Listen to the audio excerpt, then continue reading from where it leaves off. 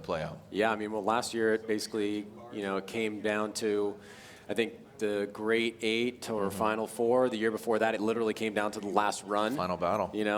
So it's this is a place that brings out the best in everybody. Well, here we go. Our first battle, top 16, the Type S title fight, round 7 of the Formula Drift Pro Championship, top 16. Vaughn Gittin Jr., Jonathan Castro. They're going to leave that start chicane. Are we going to get a clean start? Yes, sir, we do. All right, let's go into that first outside zone. Oh, look at that Vaughn Gittin Jr. high and tight. Well done by Vaughn Gittin Jr. Castro trying to massage it, just backing it up. You can hear the backup sensors going off. Backs it into that big bank. Now transition that second outside zone, outside bank. Good angle there from both drivers. Would like to see Castro a little bit deeper in that Toyota Corolla, or excuse me, the Toyota 86. Now coming to that outside zone. You can see the judges, good job on laying down some more paint. And here we go. So as we're going to go right back into it, alternate the order. Yeah, there was some good-sized flames or some sparks coming out of the left rear of Jonathan Castro. You could see he kind of came down on the bank there, but kept the proximity.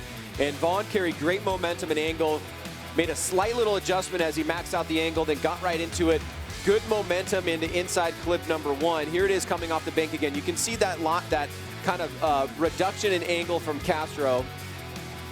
And then as we get into the second outside zone, Castro starts bringing on the proximity here. Great job. Could have done a little bit better in mimicking the line at the entry point of that outside zone. As Gittin wraps through this final outside zone, you'll see the very clean painted line where the outside zone is. The judges are allowing the drivers to go outside of that line as long as their rear bumpers do not hit those standing cones that are about 18 inches over the line. Think of that as a solid concrete wall. So we'll switch things up here, Jared, as Jonathan Castro will now take the lead against Vaughn Gittin Jr. All right, let's go ahead and send cars here. And it'll be Jonathan Castro that is leading. Vaughn Gittin Jr. giving chase. Let's see who comes out dominant. Castro changed up his livery here a little bit this year. The Dom, look at this. Vaughn Gittin Jr. give himself some room, a gap here. Is that going to work off? And you can see him slowly inching his way to the side of that Toyota Racing, Toyota 86. Now coming into that second outside zone, Castro dialing it in, getting really tight there. Good angle from both the drivers.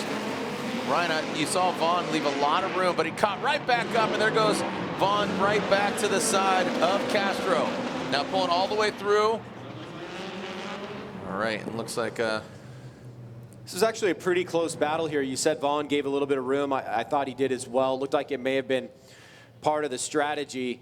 As we take a look at this second replay here of Jonathan Castro in the lead. Here it is from above. You could see Castro midline on the bank. Vaughn kind of stopped for a second, then he started surging forward. Good angle there from Castro, but a little bit off that inside clip.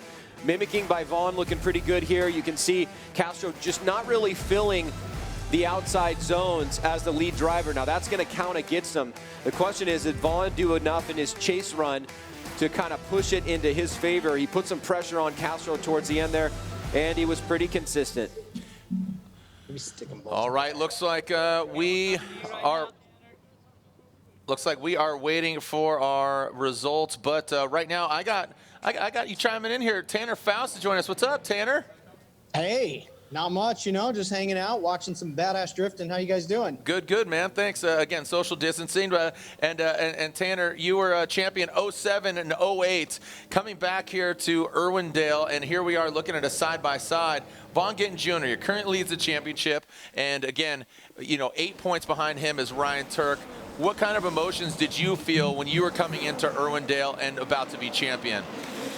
Oh my God, there's no other motorsport or moment that I can think of that's more nerve-wracking than heading into Irwindale with a lead to lose. It's just an unbelievable feeling. And there's, so Vaughn and Ryan have been through this before. It's very cool to see, Vaughn back up at the top again after all these years. It's been 10 years. It's been 10 years. Let's be quite honest. He's deserving, right? It has been 10 years. I mean, 10 long years. Man, you're really picking that scab. I just said a number, and then you really had to dive in and double down, didn't you, Tanner? You opened it up there. Yeah, right. Hey, did seeing that battle between Vaughn and Castro, and I know you know Castro, you know all the field of drivers. Who got the win there in your mind? No, you put him on the It's spot. tough. I would say straight off the bat, I would say Vaughn. Okay. But, he definitely played a little bit safe on the bank there, knowing he had a lead. But he cleaned it up the second half. And look, I'm no judge, but looked like it was probably Vaughn's on that one. Yeah, it's one of the most unenviable positions. Here we go. So see if Tanner Foust can be a judge. He's going to hang up his helmet. And look at that. Wow, look at Tanner. Yeah, Tanner. He hasn't lost a step. Hasn't lost, is allowed to leave the start line if you're in that chase position. Here we go. Yoshihara, the turn 14 distribution. Falcon Tire, Subaru BRZ initiates into that first outside zone. Look at that. Quickly pulling away from Taylor Hull. Taylor Hull had a great battle earlier today. That with Rome Charpentier. Now coming through that first inside clip into that second outside zone. Some wavering there from Yoshihara.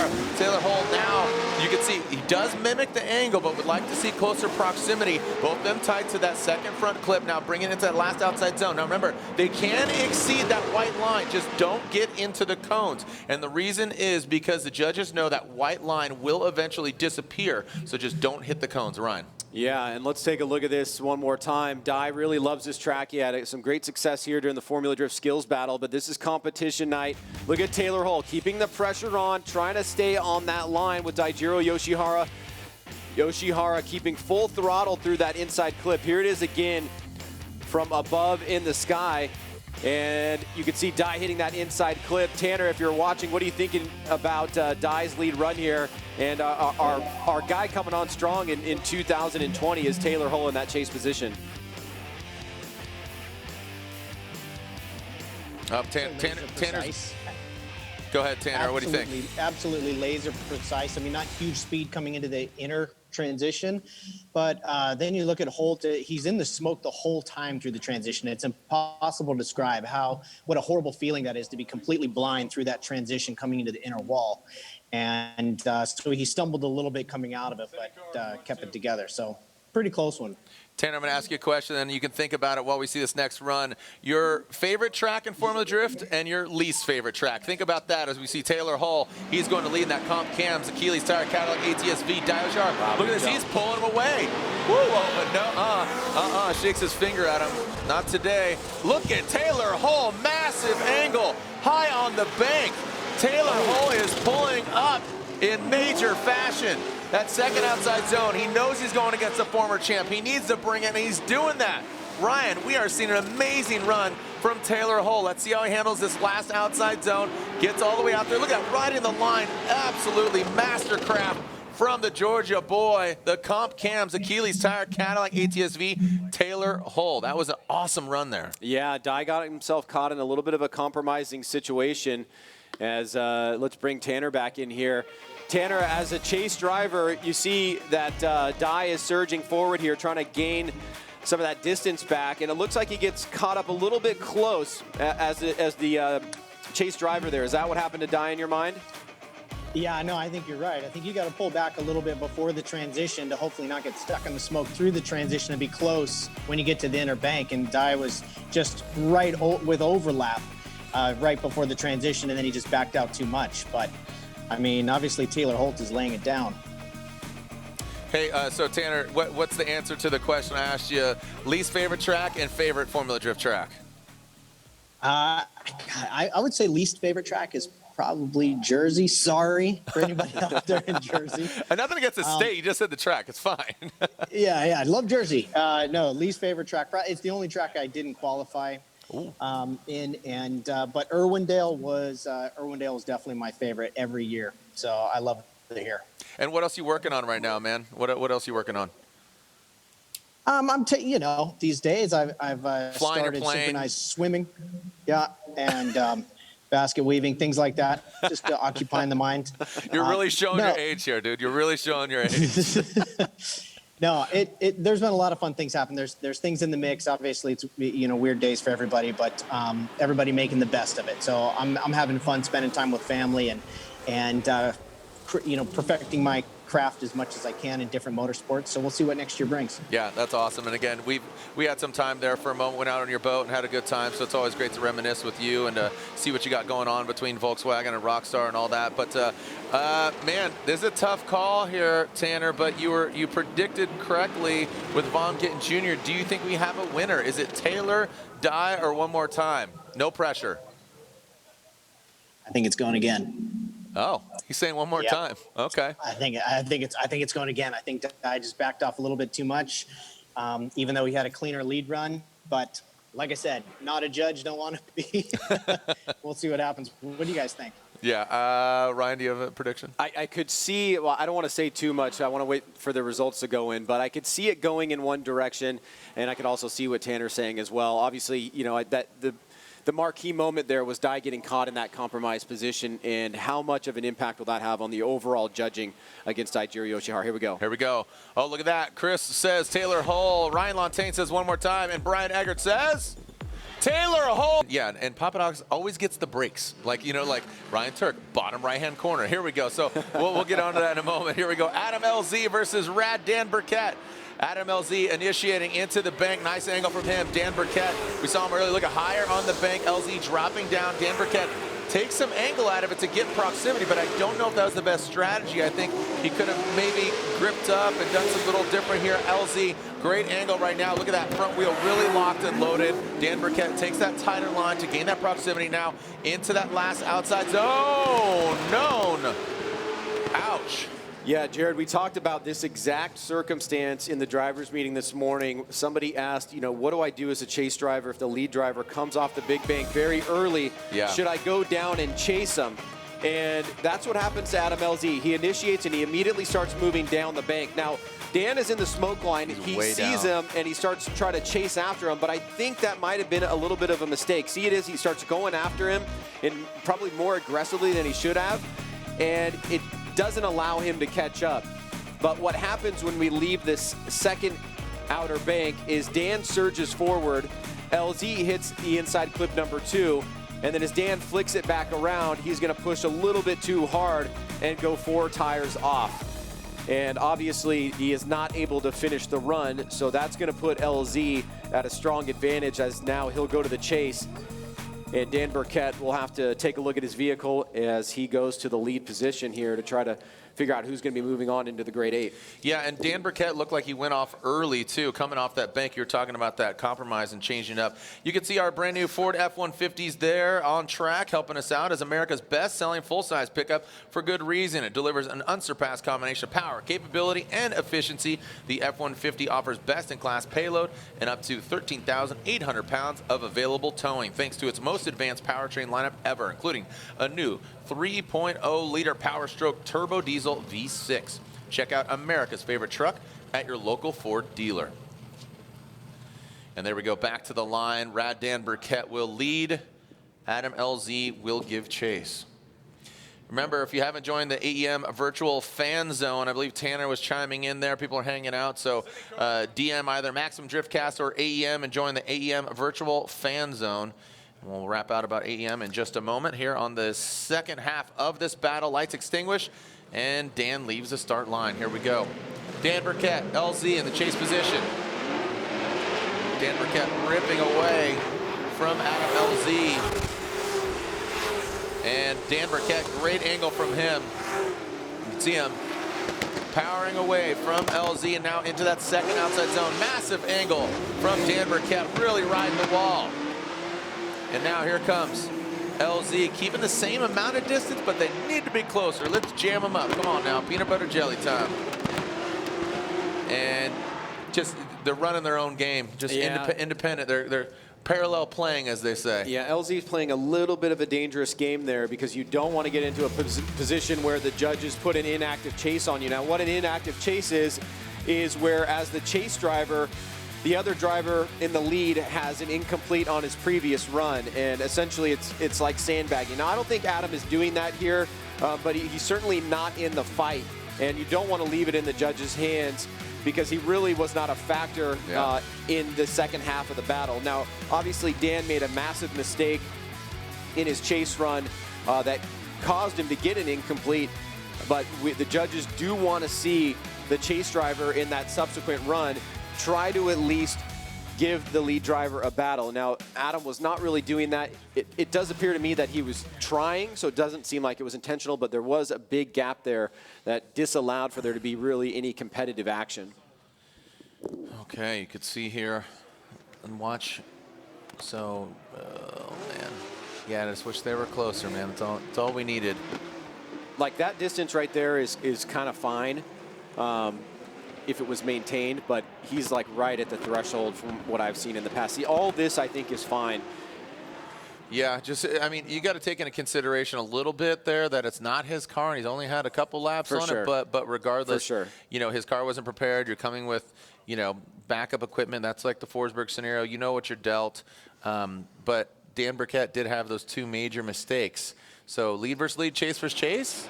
Well, let's take a look at, the judges are calling this for a reason, right? I think what they want to look at is maybe going back to the first run. There's a mistake from LZ coming off early, but Dan, I think, aggressively went after him and then kind of remained unsettled. He did a pretty good job here to kind of close the gap, and it looks like he kind of got to a place where he was feeling comfortable, but now he's in the smoke line. As he transitions back around, he's going to go 4 tires off. Now, on the right-hand side of the screen, you're looking at Adam LZ chasing down Dan, and he wasn't really much of a factor, Jared. Yeah. So let's bring in Judge Ryan Lantain just to ascertain what they were asking of the replay there. Ryan, a couple of things we wanted to look at. First of all, Dan Burkett goes 4 wheels off in the chase position, but that was while he was following LZ, who dropped 1 tire. Maybe you can forgive Dan a little bit there and say he was trying to follow him on an awkward line, but then Dan Burkett goes 4 wheels off and spins going into outside zone number 3. So that's kind of on him. He's got an incomplete. What we were really looking at was, did Adam LZ initiate late in the chase position, and you can see that he did start to get an angle. It wasn't big angle, but he did start to rotate the car at the latest initiation point, but he only really got to a good angle at outside zone number 1 where it began. So we have to give him the benefit of the doubt there. He did get the car to angle slightly, and we were just looking to see if that was an incomplete from him, but I decided that it was not. And just for the fans at home, point out to us where the latest point of initiation is. So just before the beginning of outside zone 1, there's a marker on the wall. Adam LZ gets the win. Yeah, Adam LZ is going to get the win right there. Look at that. There's a marker. Energy drink, Toyota Racing, Toyota GR Supra. Here we go into that first outside zone. Let's see how the handle is. Both of them almost identical time initiating. Aasbo, you can see that car rock solid. Kearney, a little bit of wavering in that chase position. Now coming to that second outside bank. Here comes Kearney. Hot and heavy. Carnage bashing front. Wow, I would definitely want to take a different look at this as Dean Kearney spins out. Wow. Oh, wow. We got a rogue tire off a car. I'm just calling it off the screen, not in the live. Ryan, let's take a look. At some point, somebody lost a tire. Well, it's going to really come down to what happened on the inner bank. The big bank right here, both drivers looking pretty good. Good aggression by Dean Kearney. Aasbo's on a mid-high line. Like to see him a little bit higher, but it was still pretty solid. Now here comes Kearney off of the bank into inside clip number 1. It's really surging forward. He catches it almost perfectly, nearly goes into the wall. Great job there, but he taps Aasbo and pushes him offline. And I think that's what the judges were looking at. He's surging forward there. He taps Aasbo once, and he may have got him again. No, it was just the once. And now Aasbo keeps sliding, and I would imagine that it is probably Dean's tire. Is it Dean's tire? Yeah, I think it's the right rear. And that may have happened on the point of contact there on the inside bank. Well, actually, you can see a bunch of parts fly off the car, some plastic. So we need to have the judges make a call there because there was contact and fault will need to be given. There goes that back right. Yeah. Oh, man. And that is a lot of rubber coming off there, those Achilles tires. So Dean Kearney living up to his name will get him off course. You can see him scraping some metal. Unfortunate for him. Ryan, while we're in this and looking at Dean's car, just thinking about what transpired there, is that a consequence of Dean kind of pushing Aasbo, not being able to make inside clip 1, or how do you see that right now?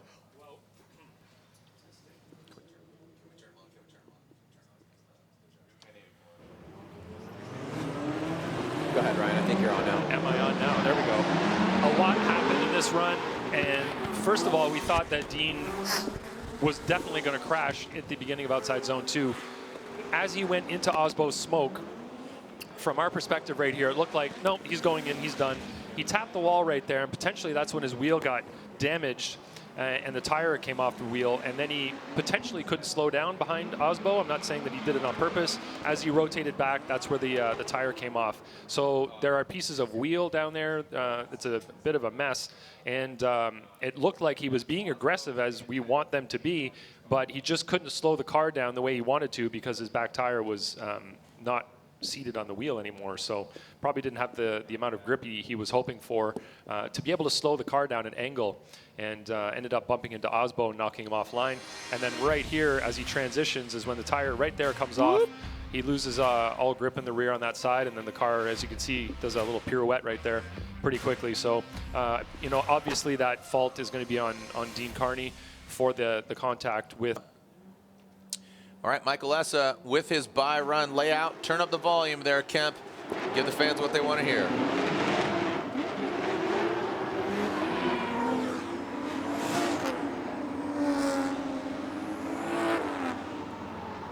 Essa taking a lower line here. This is just a by-run, but this might be a shape of things to come. I know early on in the year, he had some engine issues, but now with that by-run, I wonder if he's just not showing all his cars or if he's really having an issue. Doesn't look 100%. All right, might just work it out, put some heat through the tires, and get used to the vehicle, because again, the conditions are changing. Next up, Kazuya. And here we go. Light extinguishes. Kazuya Taguchi. Clean start, no cones hit. How's Taguchi going to handle this bank? Initiates really high. Great angle for Taguchi. You see some little corrections there. Jeff Jones massages it up. He started low, but then worked his way up. And there goes Taguchi in that second outside zone. Jeff Jones needs to gain some proximity here. Kazuya's putting his car in all the right places. You saw a little hesitation there on that transition from that front clip into that final outside zone by Taguchi. But let's take a look at it again, because Jones, right from jump, was just definitely offline, and Kazuya was high on the bank. He definitely started very high on the bank, Kazuya Taguchi, that is. And Jones is really down low, has to make an adjustment to come back up. Taguchi does come off the big bank a little bit early, so that might be one mistake that goes against him. But as he enters the second outside zone, you can see that he was on a kind of a deep line at the beginning, then he started to come off a little bit early. So these are some areas that Jeff Jones can take advantage of, but Jones was not as much of a factor as I would have thought in the chase position. He had a couple noticeable mistakes, including that big one on the big bank where he really pulled some angle out of the car after initiation, and that's definitely not what the judges want to see. All right, there goes Jeff Jones on the start. Kazuya Taguchi in the chase, the second half of this battle. Sopa on the Ropa on the start lineup, ready to send him here. Jeff Jones out front, Doc Edelbrock GT Radial 370Z. Jeff looking stronger out front, then in the chase position, mid-bank, allowing Kazuya Taguchi to gain that proximity, mimicking the angle. There we go, past that front clip. Let's see how they handle the inner bank, coming in hot. Jeff Jones, a lot of confidence there. You can see, whoa, oh, we got contact. That does not sound good. Let's see where the contact was made. And we will see. Did Jeff Jones check up, or was Kazuya Taguchi just too aggressive in this scenario? Ryan?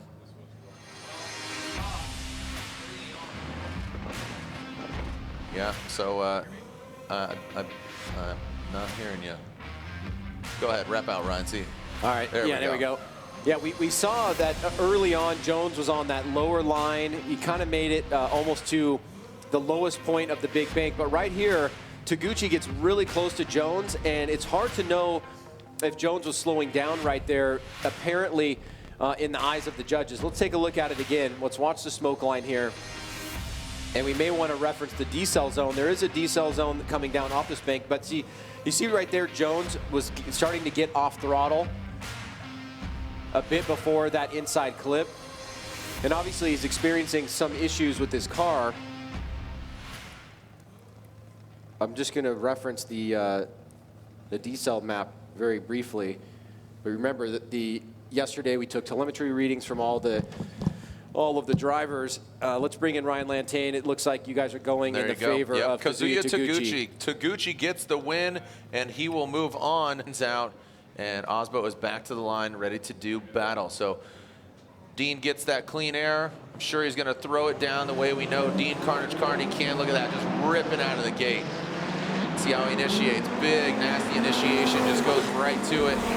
Big angle there. Aasbo, look at that tap and bumper. Is Dean Kearney, and he goes offline, way offline. Shuts her down. And that's going to be all she wrote for Dean Kearney. And that means Frederick Aasbo will advance on into the grade 8. Look at that right rear. Yeah, gosh dang. Oh, such a bummer for Kearney. But man, when you got to pay to play. Yeah, the bank wall is totally immovable. Looks like Dean got into it a little bit near the end, and that is what caused the shutdown. So like you said. Let's go. I feel like these are all Tuscan Raiders, just like look at them. I'm here, guys. Look at Baguette Dogs over here. Baguette Doggo just chilling. Come Oh, we got puppers. I made it. Look, I made it. Yeah. We made it, boys. Oh, dude, I'm really cool. Let's go. Yeah. So nice not hearing all those. That's hilarious. I'm telling you, I'm glad they got that shit taken care of. All right, a lot of yelling, a lot of shouting, but a lot of fun been having. All right, so as we are waiting.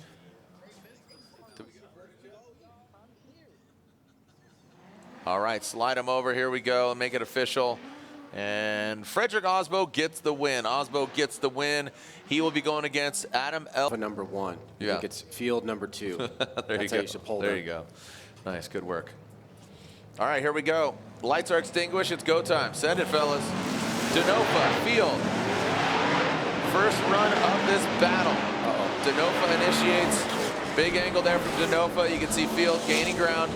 Oh, and a correction there from field, the drift cave. Owner and curator there into that second outside zone. DeNofa filling all of it. Slow and steady, not slow at all, but definitely steady. Great angle there. Good transition from both the drivers. Field, you saw him just let DeNofa just eke by. Yeah, Field had a really weird initiation there. It almost looks like it may have been a double initiation. It seemed unsettled. We won't get it from the drone, but when we go back to the original run, we'll see it. But either way, Field looks just like he's not fully there in this chase run. Has some moments here where he starts pulling it on, but DeNofa is giving him a good opportunity to attack. DeNofa is running the wide lines. He's keeping all the criteria in mind that the judges are looking for the lead driver. And then right there, Field does take that outside zone really well. Right there, right there. Yeah. You see that kind of like a double pump almost? And the judges do not like that. So that's going to be a tough break there for Matt Field. I don't know how they're going to score that. Oh, Field backing up. Oh, he's calling competition timeout. So definitely something not right with the car. I was going to say it didn't seem like the typical Matt Field that we're used to on that run. And it definitely came up in a couple different places there, the initiation being one. And then coming off the bank, it just didn't look like he had everything that he wanted to get out of the vehicle at that moment. So DeNofa, solid lead run. He did what he needed to do, but we'll see what happens here on this competition timeout. All right, comp timeout is called the NGK competition timeout. Thanking NGK for their support. Do spark plugs timeout? They sure do. And timely spark plug replacement not only prevents fouling and provides the best engine performance, it ensures less repair time and can save you money on unnecessary repairs. Visit ngksparkplugs.com to learn more about OE suggested spark plug intervals and find the best plug for your engines. NGK, the ignition specialist. You can see Odie coming over, checking out, seeing what's going on. The hood is off. Looks a little bit more serious than maybe we anticipated, huh? Yeah, and you can see the crew. It's maybe losing power or something. Checking spark plug wires. What's going on here? Yeah, just it might be misfiring, just making sure all the connections are good. Something might have come undone. Oh boy. Take off that Take off the hard card, messing around fans. All right. So 4 minutes and 14 seconds into it for Matt Field on competition timeout. But let's move on here, Jared. Another biggie. This is a biggie. Biggie Smalls, here we go. Ryan Tuerck, Travis Reeder. Now, both these guys didn't have their cars. I mean, Tuerck wasn't there at all. His car wasn't there at all. Reeder, he had a Honda Spree. I don't know if you've ever seen a Honda Spree drift at Irwindale before, but no Honda Spree now. He's got Old Red. His S13 will be going against Ryan Tuerck, currently second in points, only 8 behind Vaughn Gittin Jr. And Ryan Tuerck, again, talking about how he keeps his composure with Lorette Nickel, thinking about his wife, Shannon, and his brothers, including one of which is twin brother. You got Justin, Evan, and his pops. Captain Tuerck over there. Live free or die. That's their motto. Travis Reeder from the Pacific Northwest, a great addition to the Formula Drift family. He's really just developed over the years as a great driver from Pro 2 into Pro, making history last year, and now here he is behind the wheel of Old Red. You see Ryan Tuerck again, just a lot of shaking going on in that cockpit, man. Yeah, he is chomping. Oh boy. All right, here we go. Camera's off, no big deal. Here we go. Ryan Tuerck, that come out, Toyota Racing, Toyota Corolla hatchback. Initiated into the bank. Big angle there. Oh, he unwinds. He unwinds and goes hard into the wall. Oh my gosh. Huge, huge mistake. Let's give a little context to this. Both Travis Reeder and Ryan Tuerck were experiencing some version of mechanical issues with their car. We heard about that from Lorette when she talked to Steph, and then we knew that there was something going on with Reeder's car, but it seems whatever happened there, the bad side of the coin went against Ryan Tuerck, and he goes pretty hard into the wall right after initiation. Beautiful lead run from him, so right now he's sitting in a great position. All right, we'll see if we are 100% power here for Matt Field. He needs to throw it down. He needs DeNofa to make a mistake. Looks like Field definitely has the power back on his side. DeNofa higher than Field. Look at that, the gold nose. Nosing in onto Matt Field. Giving a little bit of distance there in that second outside zone. Field, he's doing exactly what he needs to do, but if DeNofa continues on the paces that he's at, DeNofa goes wide around that second front clip, but is this enough, Ryan? DeNofa brings it around. Man, look at Field pulling away. Definitely had the power of the babe. There you go. So let's take a look at it again here. Yeah, it looks like DeNofa definitely did enough there to move on into the grade 8, especially given the troubles that Matt Field was having on his chase run.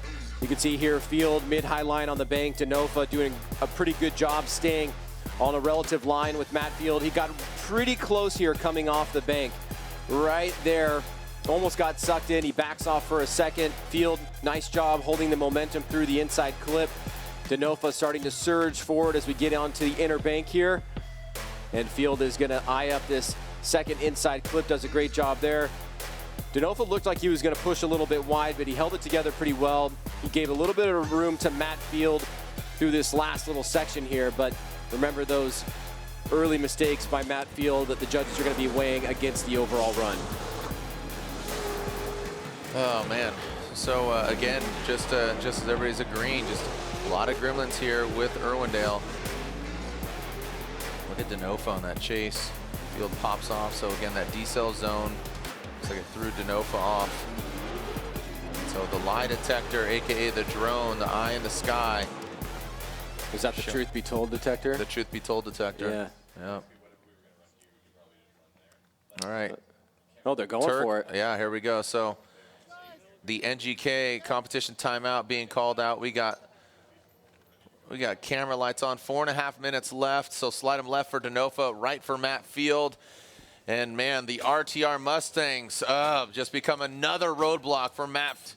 We'll lay out and listen to Travis Reeder, and coincidentally, Reeder, you know, he went against Naren. He got a bye run there. So here we are, Travis Reeder. Always love to joke around.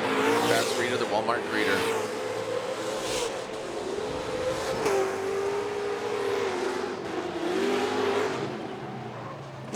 Old Red, he's going to have to go against Chelsea DeNofa. And these guys are homies, you know, between, you know, their wives and girlfriends, their friends. They hang out in the Pacific Northwest, and now they're going to be going against each other. So Reeder knows what to expect. They've drifted at Park up there in Portland. And, you know, they know each other's driving style. They've driven around. I don't know if they've competed against each other in FD, if they've gone head-to-head, but I know they've had some thrash and bashes there in the PNW. All right.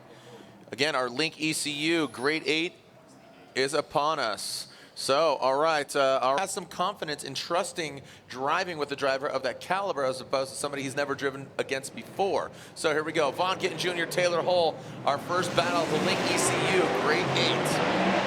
Here we go into that first bank. Woo-wee, Rick. Look at that thing just pulling away on him as the Type S lights illuminate that big bank. Taylor Hull just not part of the equation right now as Vaughn Gittin Jr., 2010 champion. Current points leader, would love to win again.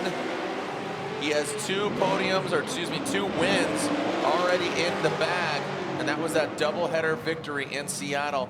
Ryan, Taylor Hull just not in the same zip code. I'm actually very surprised about that. I did not expect Vaughn to gap Taylor in that extreme fashion. I have to wonder if Taylor just did not get the appropriate jump out of the gate for this very important battle here. Let's take a look at it. From that vantage point, you're already seeing that Vaughn had a huge gap on Taylor.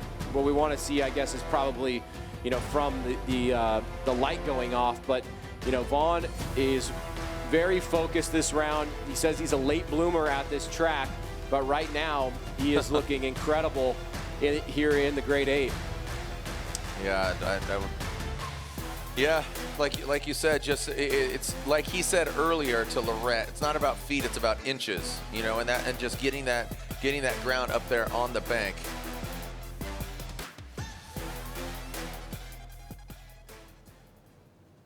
All right, let's see what we got. Hull will now lead. Vaughn Gittin Jr. will give chase. What do you think his strategy here is for Vaughn, Ryan? It's going to be a smart strategy between him and his spotter. They know that they were able to put a gap on Taylor Hull and still hit all the major criteria as a lead driver. So I think he's going to reel him in, as it looks like he's doing right now.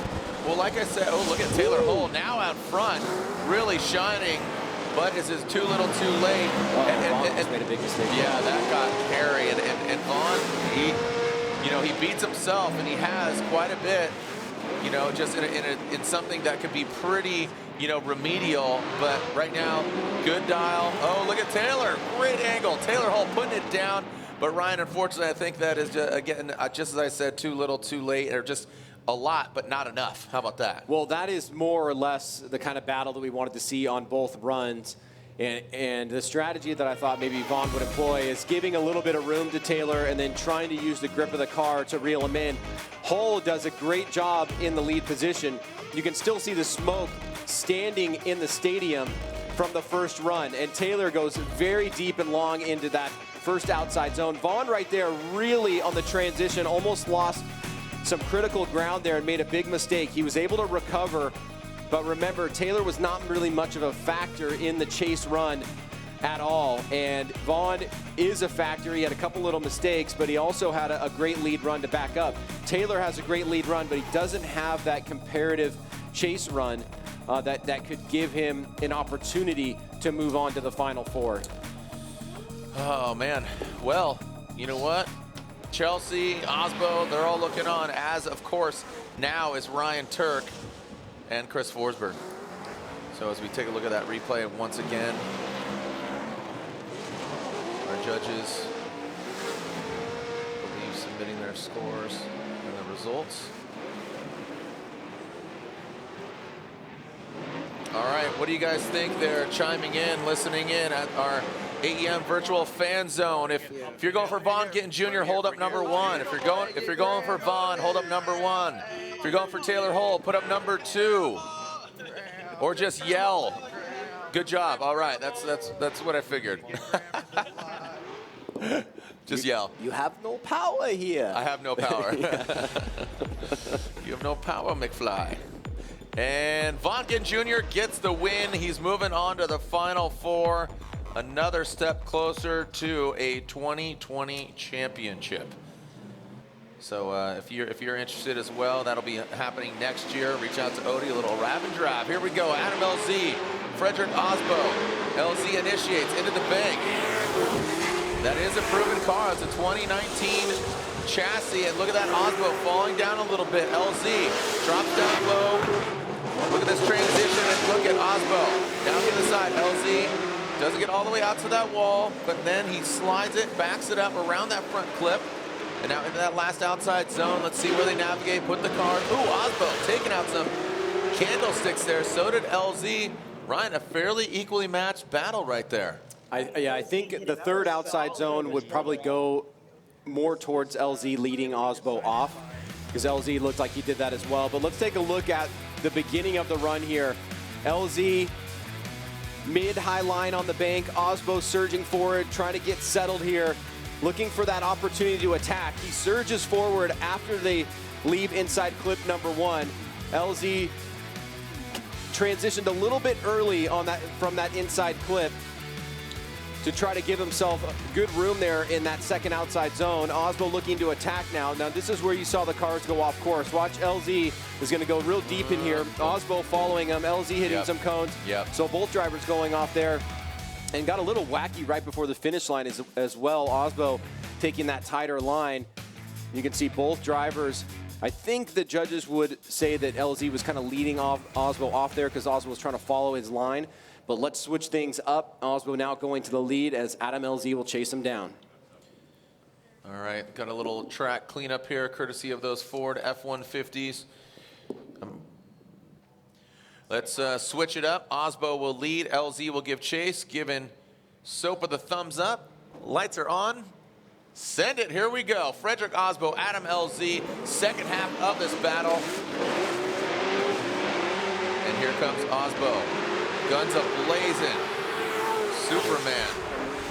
Big angle there from Aasbo. LZ, quite a few distance of vehicles behind.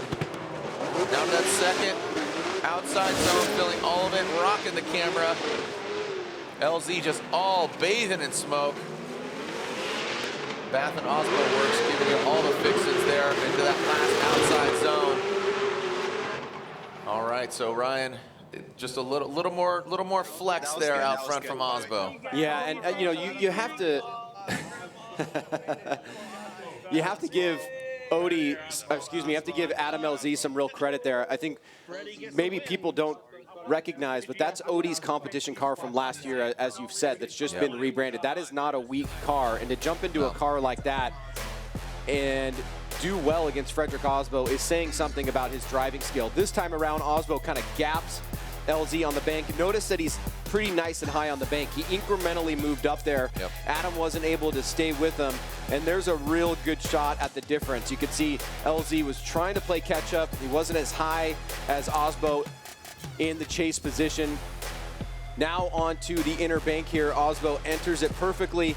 He's really deep, getting right up against the wall. Adam doing much better in this section of the course, starting to close the gap a little bit, but looks like a lot of the damage was done. And then Aasbo, final transition to outside zone number 3, right at the edge of the course there. LZ driving through the smoke line, trying to make up some ground. But what do the fans think? I have something in my mind, Jared, but let's see what they think. Yeah, I know the LZ loyalists are, you know, just that, very loyal, regardless of driving. We're seeing signs for Aasbo. I'm seeing backdrops with Aasbo and the Supra. Let's take a look at the side-by-side. And here we go. This is side-by-side from the drone. So you can see that Aasbo gapping LZ. And then you see LZ high, Aasbo right there. Some wavering there in the chase position, but good proximity. Now transitioning past that front clip into the second outside zone. LZ, you can see tapping the brakes. Aasbo keeping composure. Now around that second front clip, Aasbo brings in a lot cleaner there as LZ, like you said, led Aasbo off track and goes into those cones. So I think a great effort by Adam LZ. I'm sure he'd love to have you know, his original vehicle, but he says, man, I'm feeling really confident here. Just got off Drift Week, which is a drift travel adventure cross country, and it looks like Aasbo gets the win. Bottom line, it's another great 8-4 rookie season. That's incredible. Yeah, I mean, all signs are saying Adam LZ unofficially will be the 2020 rookie. Essa, Taguchi will lead. Michael Essa will give chase. Can Kazuya Taguchi, I believe, has he been in Final Four? I'm not for certain. We'll have to look that up. Statisticians, here we go. Kazuya Taguchi up garage, S15, initiates high on the bank. Essa, good angle. You see making those corrections to get to the side. Oh! And Taguchi looked like he held on to that angle and even threw more at it. Might have a suspension bit broken or something. That was really weird. Never seen that before. Yeah, it looks like he got caught up there, hung up, a lot of angle coming off of the bank, and had to pull out of it there. Essa was in a really compromised position in the chase that could have been a lot worse than it was. It looks like there may have been a little bit of contact there. It looks like at first glance that it was a mistake by Taguchi. Let's see what happens here. Nice job of timing there by Michael Essa, trying to meet him, get up in the pocket. He falls back for a quick second, then big angle there from Taguchi, and that shot sees it perfectly. Just a mistake by Taguchi there. And Essa luckily is able to just get away with a little tap. That could have been real scary. The judges are saying that I jinxed him. I was like, oh, he's doing good, might get Final Four, and then womp womp. Everything is the commenter's curse, I guess. We have the power, dude. Yeah, that's how much power we got. I don't think I have any power. You have power. If you say it, then it will or won't happen. Ah, Jared won $1 million. Oh, no, didn't win $1 million. All right, so, yeah, so Kazuya Taguchi, he's going to need to get trailered off here, I believe, or no? Yeah, they're bringing the whole flatbed out. So on the one side, Vaughn Gittin Jr., Frederick, Achilles tire driver, Michael Essa. And here we go. DeNofa will lead. Reader giving chase. What was to be our last battle of the Link ECU Grade 8 will not be. Here we go. DeNofa initiating into that big bank. All red. Reader down on the bank. DeNofa, massive angle. Reader struggling a bit to get higher. And now past that front clip, into that second outside zone. Here goes DeNofa. Massive angle from DeNofa. Reader. You can see he gets to the side of him, but now how is he going to handle this? Into that final outside zone. Both of them filling all of it. Well done by DeNofa. Reader, just a little bit of struggling there, especially just right from get-go on the bank. Yeah, the judge is definitely going to look very favorably on Chelsea DeNofa in this lead run, because look at the commitment from the get-go. He starts high on the bank, and he pretty much continues high on the bank. He came off just a tiny bit early, but it was a beautiful way to execute the big bank. And then huge angle through inside clip one, but staying on throttle, using that decel zone as more of an adjustment zone there. Reader was really struggling on the big bank to try to stay with DeNofa. He gets close to him here through inside clip number 2. Does a good job through the smoke line, but you can see he kind of straightens up a little bit there on that last transition. And so he'll have some work to do in his lead run, because DeNofa certainly put down something that the judges really want to see. He was consistent and looked very solid all the way through. We know that DeNofa can put down some of the best chase runs in the game. So right now, Travis Reader is going to have to work hard to make his way into the Final Four if he wants to beat Chelsea DeNofa. Yeah, he's really going to need to throw it down and do something really sensational. That X factor, bring it. But he knows that Chelsea. All right, looks like Michael Essa strapping in. He is ready to throw down. But right now, eyes are on Travis Reader and DeNofa. The Type S title fight. Reader initiates into the bank. DeNofa, you can see pedaling back a little bit, but now jumps up. Mimicking the exact angle is DeNofa. Past the front clip. Really well done. I believe DeNofa maybe playing it cool, but now, no, he does not. Zero chill. Right there on the side of the S13, that is old red. Chelsea DeNofa ready to rowdy. Saying, hey, how you doing? Staying out of the cold, staying out of the smoke? Yeah, that was a bit of a Hulk smash there. That was a solid performance, top to bottom from Chelsea DeNofa. Solid lead run, came back in the chase and just absolutely murdered it on a number of different areas of the course with a lot of pressure, mimicking the line and angle. Let's take a look at it. He starts by putting the pressure on Reeder from the get-go. You can see surging attack, backing off, now starting to reel him in again. Reeder allowing that. He's putting down a pretty good lead run. Now DeNofa backs off through inside clip number 1. And then this transition right here, he's going to surge again for a second attack on the inside bank. Floats it out there, finds Reeder's back bumper, sticks on it. Good lead run by Reeder here, allowing this to happen. But DeNofa looking super solid here on his chase run. And looks like he's going to be moving on into the Final Four with that performance. Yeah, that was just too much. Too much for Reeder to make up. Really solid execution there. Well done. So let's make it official. We'll go to the judges and see what they say. Remember, we have to go back to the Taguchi Essa battle to find out who's doing good, who's staying out of the cold.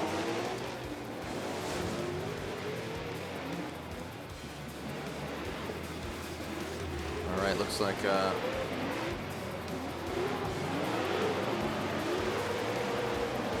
yeah, talking to our statisticians here, seeing what's up. All right, and there we go. Chelsea DeNofa gets the win. DeNofa advances on into the Final Four. So really well lead. Frederick Aasbo giving chase. Any claims out of the gate on this one? Vaughn's gonna gap him. I think he is. Watch this. Oh, we got to restart. Ooh, I should have bet you. Yeah, but he slowed down. We're not betting. I'll bet you a beer. All right.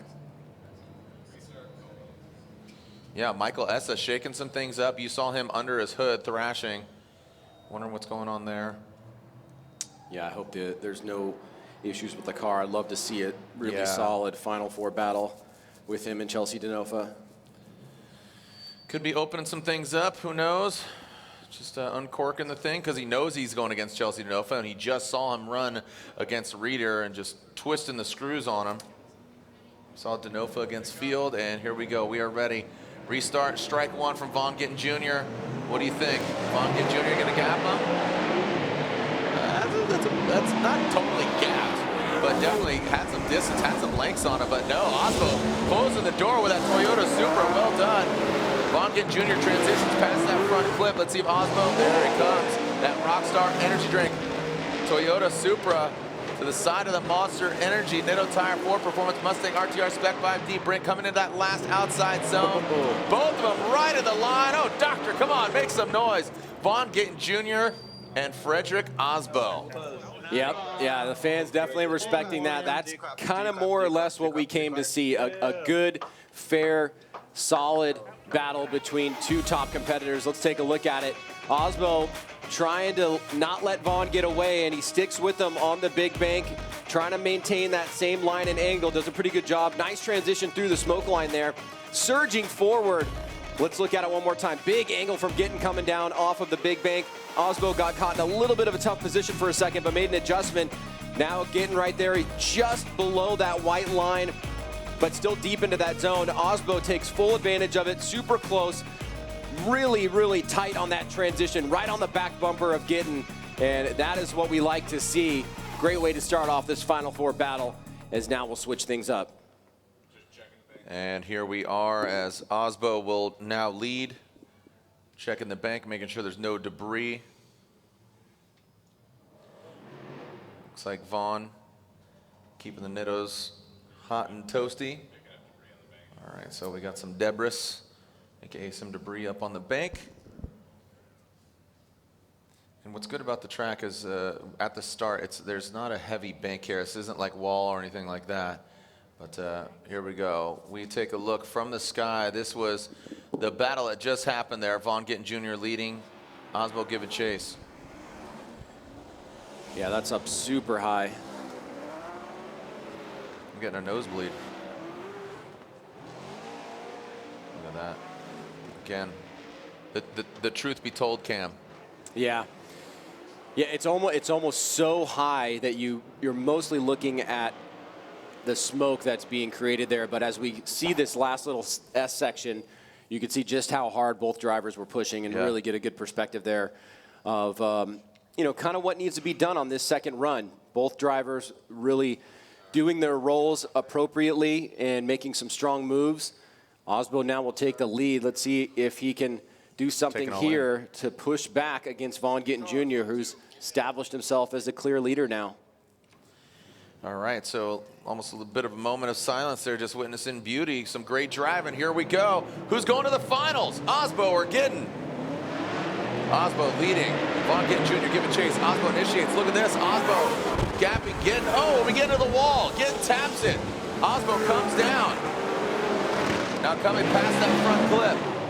Let's see how they handle this second outside zone. Aasbo gets all the way out there. Vaughn Gittin Jr. coming just a bit short.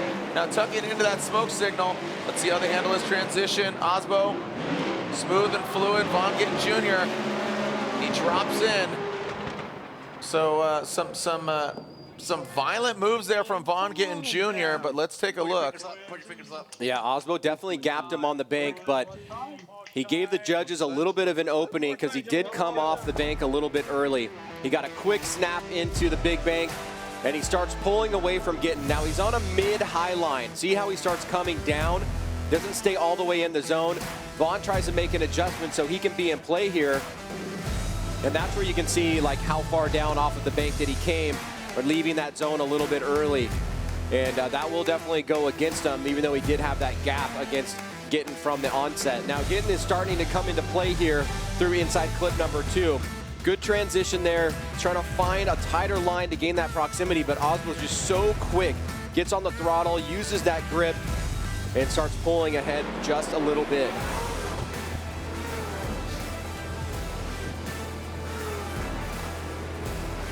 All right, taking it all in there as Aasbo led. Vaughn Gittin Jr. just taps the wall.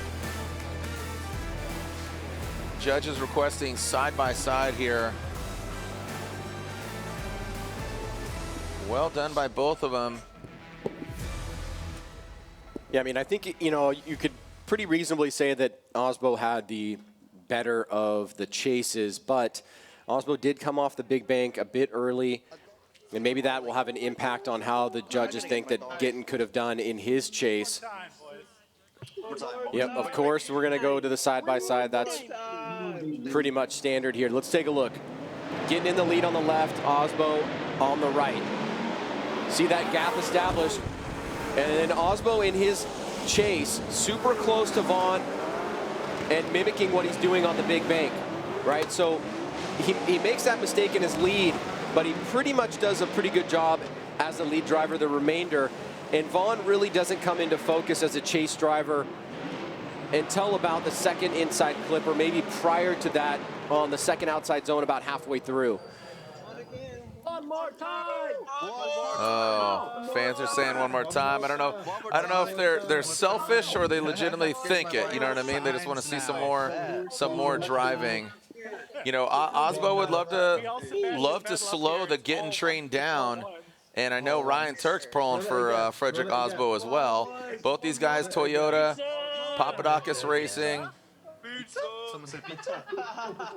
It's a pizza. Ryan, he just made it. Pizza. Can I have some pizza? Pizza break. Who's talking about pizza?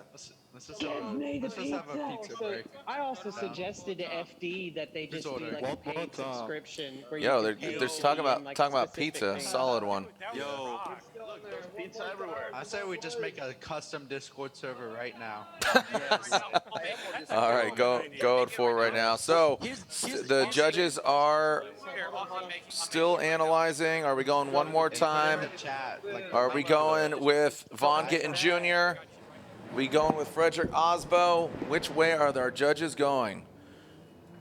Chris Ewell, Brian Eggert, Ryan Lontaine. Who's moving on to the finals? And we do have a third place battle because of no qualifying.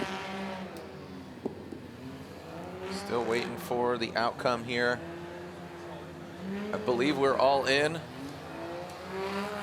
Here we go. Slide him left for Gittin, right for Aasbo. One more time from Chris. Ryan Lontaine says Frederick, Aasbo. And Eggert says one more time. There we go. Why Essa had his hood popped. Wonder what he was working on there. Here we go. DeNofa out front. Essa in the chase position. DeNofa initiates. Those centerline wheels going around. Big angle there from DeNofa. Essa, middle line of that bank. And here we go into that second outside zone. Oh man, Essa shallower and not all the way out. Look at that, now he gains the proximity. DeNofa giving him, taking out those cones. So that's gonna be offline, but you know, just seeing where Essa was on the bank and on both banks, the top and the second outside zone. Yeah, except for maybe being a little bit lower than he could have on the big bank and going a little bit wide into outside zone 3. It's a pretty solid lead run from DeNofa. You can see he's mid-high line there. Essa pretty similar, trying to track him down. You can see a pretty close mirroring effect there. Good transition by both drivers, diving into the second outside zone, and Essa makes a bit of a mistake there. You can see the front wheels were moving around as he tried to ground himself to look for a position to attack. DeNofa here goes well off, just takes out those cones. And Essa did a pretty decent job of not following him off course that extremely, but he did make some mistakes of his own in the chase position. And now we will switch things up here as Michael Essa will go to the lead. All right, here we go. Essa out front. DeNofa in the chase. Taking a look at the back end of DeNofa's vehicle, shredding that back bumper off.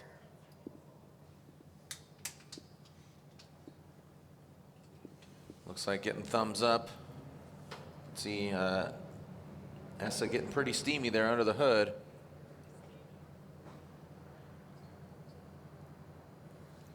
As don't think we've had an RTR final. And trying to find out. And looks like we are clear to send. And here we go. Essa out front, DeNofa in the chase position. Are we going to get a victor? Essa slingshotting into that bank. DeNofa not letting him run away with it. Look at Essa working it higher. He's never going to quit. Now into that second outside zone, the lower bank. Yes, sir. Look at this. Essa, nice lead run. DeNofa and that gold nose. Diving in on that last outside zone. Oh, and DeNofa comes to a halt.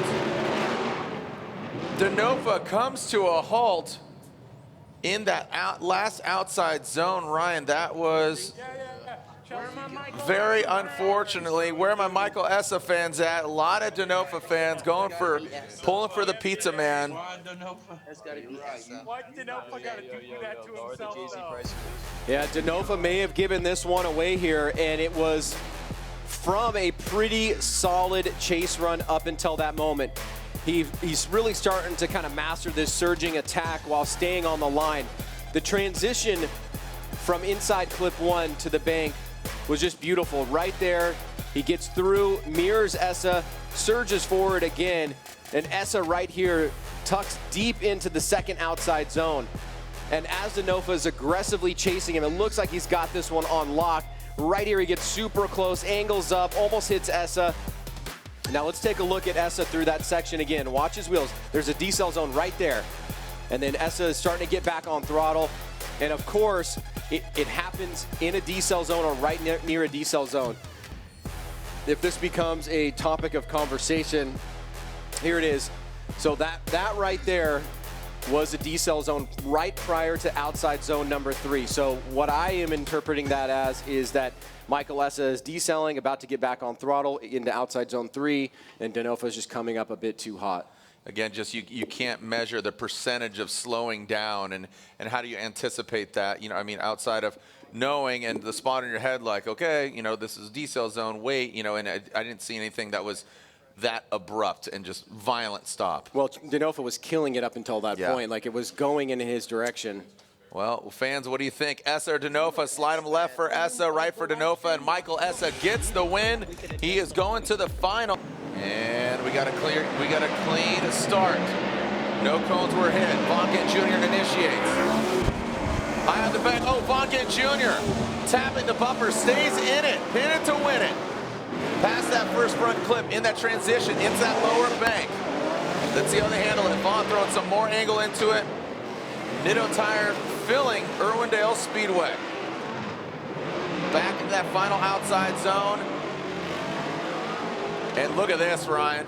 Well done, and to be honest, quite expected from these two pilots. That was a great save by Vaughn Gittin Jr. It will be a slight mistake for him, but it was a beautiful save in that big bank. We know what happens if you go in there, so that definitely takes some high-level skill. Aasbo, on the other hand, again, another strong performance in the chase. He locks into Gittin early, falls back for a second here. That's where we see Gittin tap the wall and save it. Makes it actually look pretty good. It could have been a lot worse. And now Aasbo is going to try again, the second surge to bring it home. But look at Gittin right up against the wall. Beautiful job there, leaves the outside zone at the perfect time.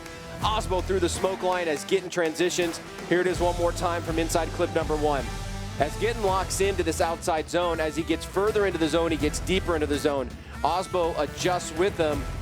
And that's what you want to see from the chase driver. This final transition here, though, is a bit of an exclamation point for Aasbo. Look at this right there through the finish line. So we've seen the lead, we've seen the chase. They switch things up.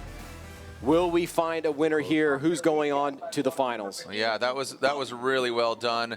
Liked what Aasbo did, as far as chasing him down. Kept some great, proximity. You saw that. We're seeing a lot of people cheering for Aasbo. We're seeing one more time. So here we go. Aasbo will lead. Vaughn Gittin Jr. giving chase. Who's going against Essa? Send it. Here we go. Aasbo, the Toyota Supra, the Ford Mustang. Hunting him down. And there goes Aasbo. Let's see how Vaughn handles this in the transition. Both of them.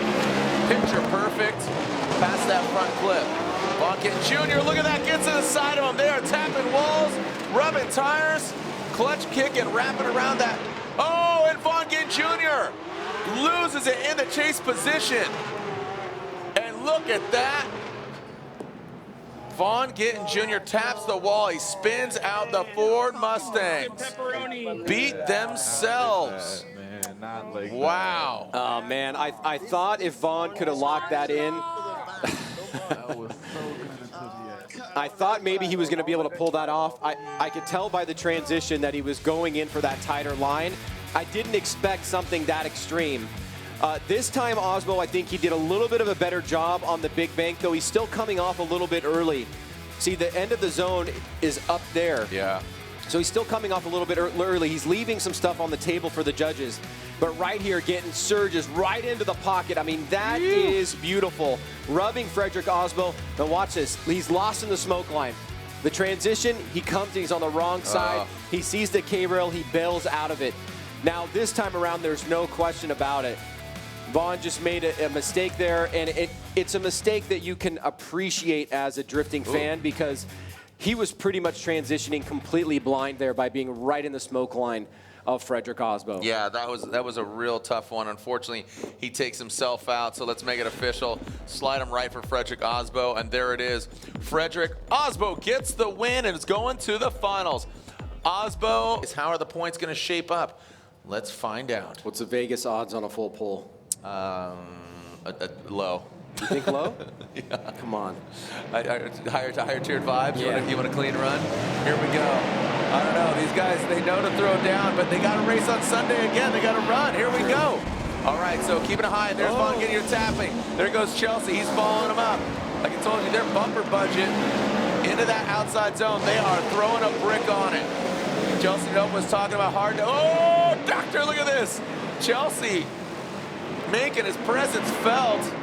Yeah, all RTR, ready to rip. Solid. Come on, put your hands up, fans. What I'm talking about. That time, Vaughn went into the wall and made a bigger correction in the lead. That was one of the bigger differences. He did go into the wall against Aasbo and made a great save. This time, watch the front wheels.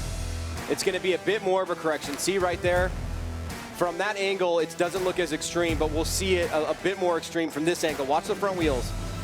We just got into it a little bit late. Glitched it. But DeNofa, on the meanwhile, is looking solid in the chase run. Dives right in here. Now, I love this flick back around. Super pressure on Vaughn Gittin Jr.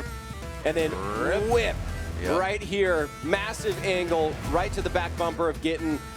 And Gittin right there on that outside zone is running a perfect line, which allows that to happen.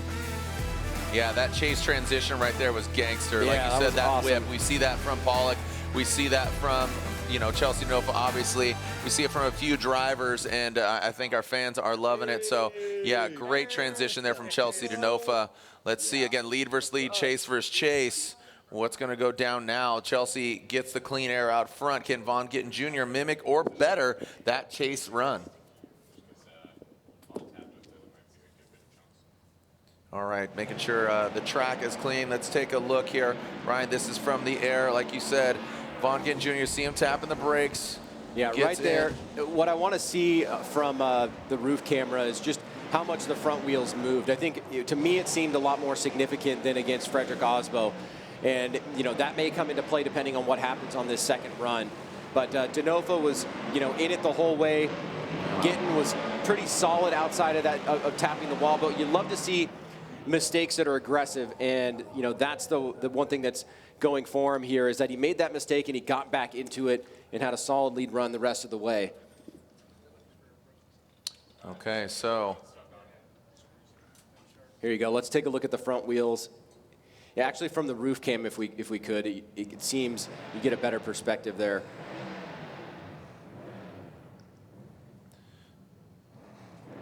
And we're getting the debris off the course as our drivers are on the start line.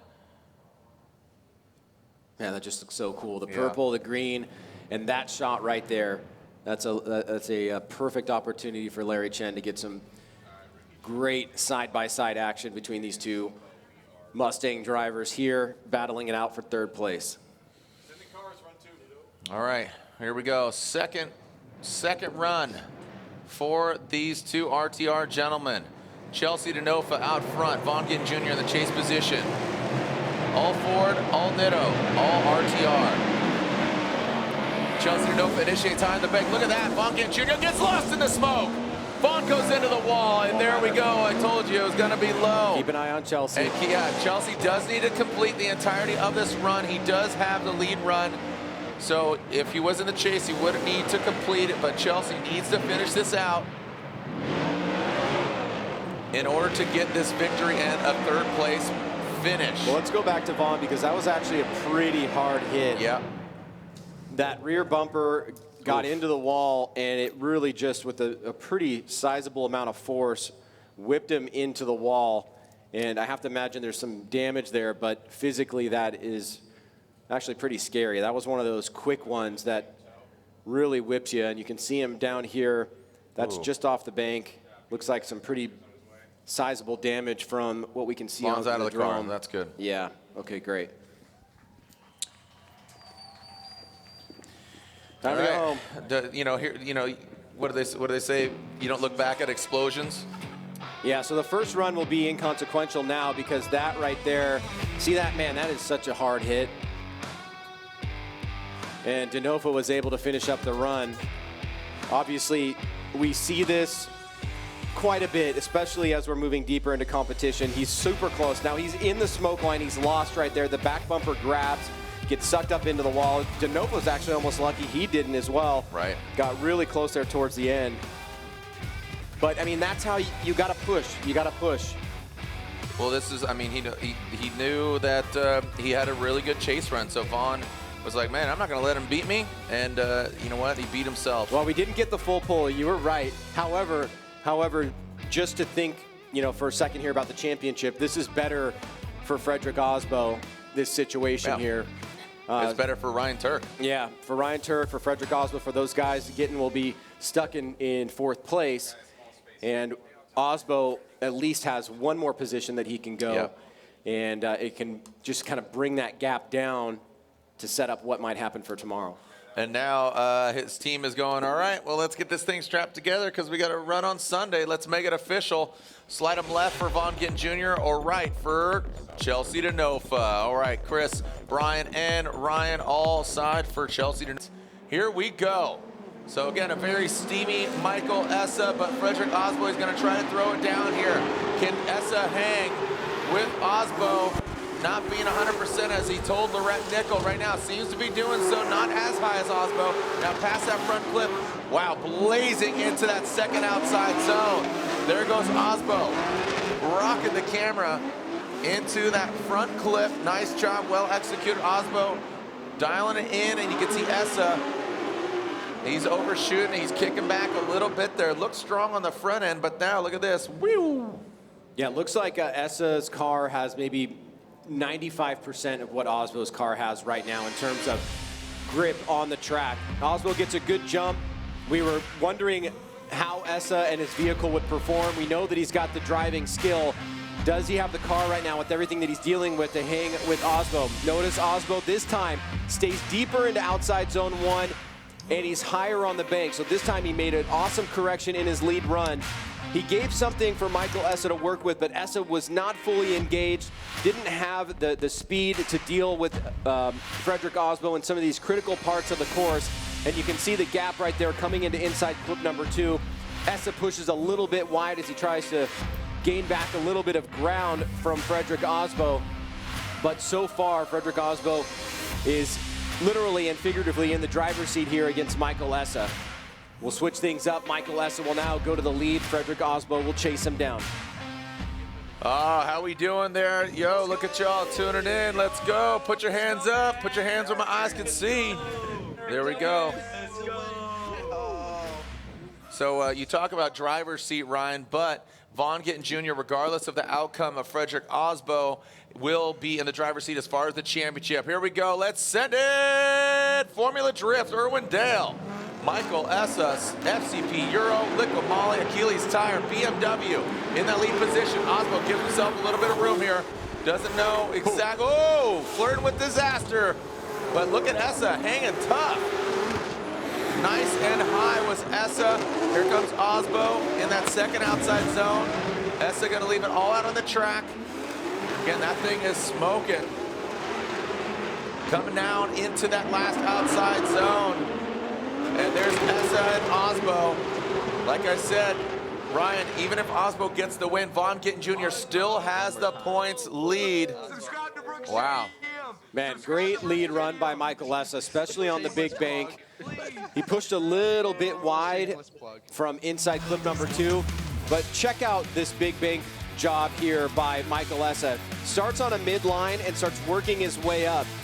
Nice angle here, fills that zone completely. Aasbo pushing the pace, does a great job on proximity. He's a tiny bit lower, but it's so hard to do that for these guys, especially at that really dangerous, critical part of the track where we just saw Vaughn go into the wall. Essa once again into the second outside zone, fills it nicely, great angle here. And as he pushes out to outside zone 3, he pushes a little bit wide, and that causes him to get into the zone just a tiny bit late, but he makes it look great. Aasbo, meanwhile, pretty much maintained consistent proximity. He surged a couple times. Looks like the arrow is pointing in his direction, but we will find out from the judges who's going to get the win here tonight. A very valiant effort by both drivers, and especially with Michael Essa from everything that his team had to deal with. Just hearing some of the challenges, trying to keep the car cool, and some of the problems that he was able to fix up so that he can have this great run here in the finals with Frederick Aasbo. Wow, so a grip. All right, the judges do have a winner. The judges do have a winner here at round 7 of the Formula Drift Pro Championship.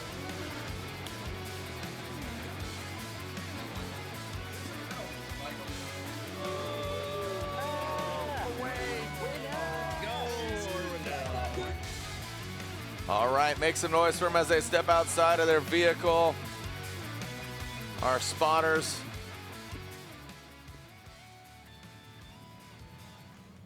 All right. All right, again, we do have a winner, and there are our 3 vehicles out there. A great effort by all the drivers. And remember, tomorrow, round 4 of the Link Engine Management Pro 2 Championship, Jonathan Hurst. Jonathan Hurst is currently leading the pack. And there you go. 3rd place here at round 7 of the Formula Drift Pro Championship. 3rd place goes to the BC Racing Nitto Tires Ford Performance Mustang RTR Spec 5D. Make some noise for Chelsea DeNofa. The crowd is just electric right now. You can hear yourself sneeze over here. Yeah, it's crazy. Here we go. Yeah, make a wave, invisible wave. And your winner here at round 7. As they get outside of their vehicle, 2 fierce competitors, 2 former champs. One still in contention. And again, regardless of the outcome, Vaughn Gittin Jr. still leads the points chase. And your winner at round 7 of the Formula Drift Pro Championship, the Type S title fight. Your winner here at Irwindale Speedway, the House of Drift, Frederick, the Norwegian Hammer Aasbo, gets the win in the Rockstar Energy Drink. Toyota GR Supra is your winner. And there he is, giving Nux. There you have it. That means 2nd place in that FCP Euro Liquimalia Keeley's Tire BMW, Michael Essa. There's your 1, 2, and 3, Aasbo, Essa, and DeNofa.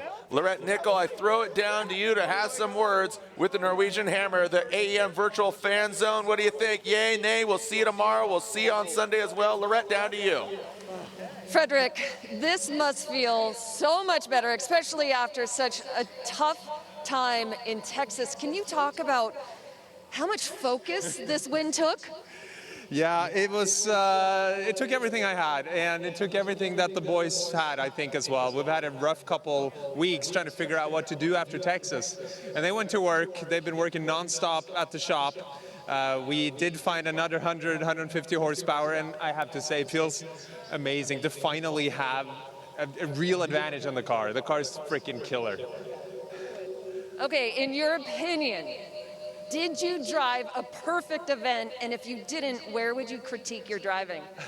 Nothing's ever perfect, I guess, but I think we got better as the weekend progressed, or the day progressed. I mean, we're not even in the weekend really yet, we had some good battles with JR, you know, back and forth there. Could have gone either way until he had that slight mistake, and maybe in some way that was a little bit of redemption for 2 years ago. But overall, it was great battling my good friend Michael Essa in the finals here, and you know, this is everything I dreamed of. What will you and your team discuss? What will be your strategy going into the final round? Well, I think I just blew the motor doing these donuts here, so I have some explaining to do to Steph. I think it goes to show the stress that we put these cars under, and we have spares. We may not have that plus 150 horsepower spare, so now it's back to the drawing board, enjoying this for some split seconds, and then try and come out swinging on Sunday. Frederick Aasbo, thank you so much. Thank you. Guys? All right, Lorette, great questions. Thank you so much for all that you do, Lorette, for us down there. And congratulations. There you go. Oh, there's his fiance. And there is Freddie Hunter, and of course, Michael Essa and his kids, and Chelsea DeNofa and his wife down there. Ryan, congratulations to all our drivers here. Round 7, the title fight. Vaughn Gittin Jr., here is our leaderboard. Look at that, wow. 40 points, only 40 points. So, yeah, Tuerck and Aasbo are the only ones that I could catch him. DeNofa, he's way out, 80 points. You see Forsberg, 396. So, yeah, it's as long as they show up tomorrow, it's going to be Aasbo, Tuerck, and Vaughn Gittin Jr. here. So we got round 7 is in the books, 7 down, 1 to go in the Formula Drift Championship, the Pro Championship. Again, the Type S title fight. Love the lights, think it looked cool, but the drivers, pretty crazy here at Irwindale. Yeah, it's a weird feeling knowing that we're going to have a break for the first time this year. We'll go to Pro 2 tomorrow, come back on Sunday. It'll be interesting to see how the drivers adapt to that. Obviously, they can make those repairs to their vehicle vehicles come back strong for Sunday. And we got a championship fight. There's going to be various scenarios that can play out. Obviously, Aasbo really did a great job tonight. Second win of the season. He matches Gittin for wins in the overall season. And he didn't have that great of a middle section. It just goes to show you, if you persevere and push through, you can put yourself in a position. He's got some work to do. But we're also going to be focusing on Ryan Tuerck and Vaughn Gittin Jr. How are they going to be set up in this bracket? Will they be on the right-hand side of the bracket together, the left-hand side of the bracket together, opposite ends of the bracket? The story is going to be told in just a few minutes, as Frederick Aasbo is going to be picking a number between 2 and 15. And that'll be after the Carbon Fiber Trophy. Thank you to the virtual fans for tuning in. The AM Virtual Fan Zone. We'll see you guys tomorrow for Pro 2. Again, Jonathan Hurst, Dmitry Brutsky, Josh Love, Austin Mata. They are top 4 in the Link Engine Management Pro 2 Championship. So thank you guys and gals so much. We'll join you tomorrow. Check FormulaD.com for the schedule. And of course, Sunday, it's going down. Round 8 of the Type S title fight. Who will be 2020 champion in year 17 of the Formula Drift Pro Championship? On behalf of Lorette Nickel, Ryan Sage, I'm Jared Dienda. That's my name. That's right. Don't wear it out. See you online, and we'll see you another time. Send it from the House of Drift.